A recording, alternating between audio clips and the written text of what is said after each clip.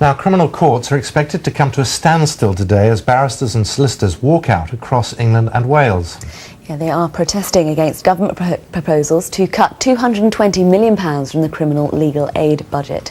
Lawyers are expecting a 30% fall in their fees from April. But at around £2 billion a year, the government argues this is one of the most expensive legal aid systems in the world. With me now is Janis Sharp, the mother of the computer hacker Gary McKinnon, who fought extradition to the United States. Janis, good morning to you. Good morning. And fought extradition for 10 years at public expense, and that would have cost what? $250,000, somebody asked under Freedom of Information, and that was the amount, which for 10, almost 11 years, isn't actually as much as many people thought it would be. And what would have happened without legal aid?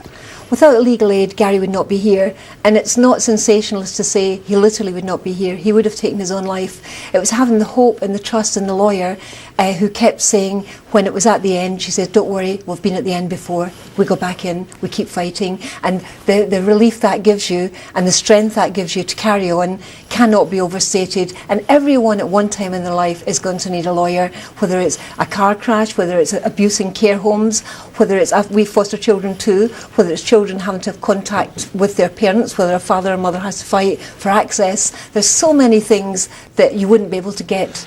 It's not all aspects of the law that are going to be affected by this, and there is a perception out there that lawyers do very nicely, thank you, and why shouldn't they face cuts in the same way everybody else does? Well, lawyers haven't had a 15% increase for 15 years, so that in itself is a cut.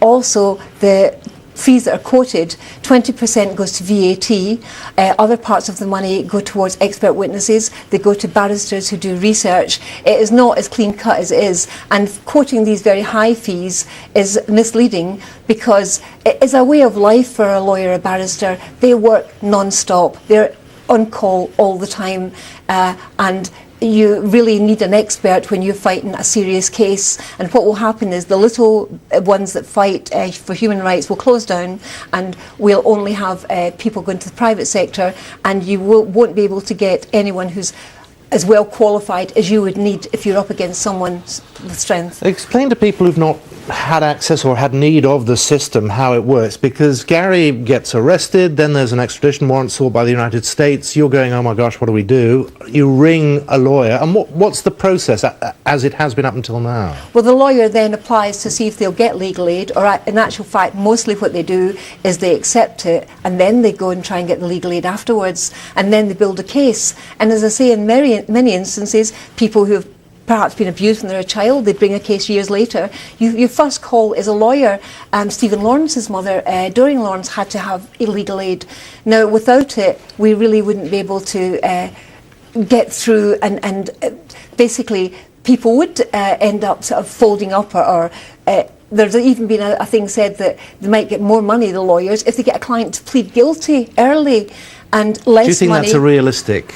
Oh, this is what is being said, and it was an actually terrifying scenario. But the thing is, we need lawyers in small practices who spend their money on good QCs, on expert witnesses, which includes psychiatrists, doctors, all sorts of things. We cannot lose these small places and only end up having great big places that often spend lots of money on offices and so on, you know. The Minister of Justice is saying, look, we've got one of the most expensive legal systems in the world, we just can't afford it. That's not quite true, because the European Commission on Justice said that we are actually 13th out of 42 as far as how much money we spend per head on legal costs. So that's actually the case. Janis, it's good of you to come in. It's good to see you smiling. How's Gary? Well, Gary's improved a lot, but I mean, the relief for us is immense to wake up every day and not be in fear. And thank you. It was the media, it was lawyers, it was people, it was the government. Everybody saved Gary, and I'm so thankful to all of you for it and for giving us a voice. It's good of you to come in. Thank you. Janis, thank you very much. Janis Sharp.